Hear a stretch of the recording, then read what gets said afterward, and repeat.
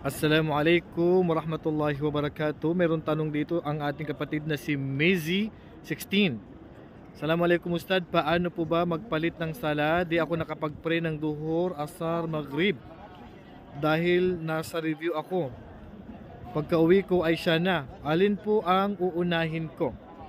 Okay, so hindi po pwede na ang inyong sala po ay ganyan na po kadami ang babayaran niyo po. Okay, hindi po pwede na ang inyong sala ay ganyan na po kadami ang inyong babayaran. Pero ganun pa man, kung sakali na ito po ay hindi po sinasadya, ay uunahin nyo po, ayon po sa pananaw po ng karamihan sa ulama, ay uunahin po natin ang nauna po. Kung ano po yung nauna, yun po ang ating uunahin.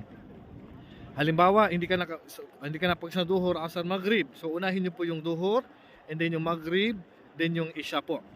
Pero kung yan po ay palagian po ninyong gagawin at ngayon ay alam niyo na po yung batas, hindi po pwede yan. Magkasalanan po na ganyan na po kadami ang sala na makakalimutan nyo. Dapat magsala po kayo sa tagdang oras, magpaalam po kayo dapat, at huwag nyo pong hayaan na matambakan po kayo ng sala at hindi po kayo makapagsala.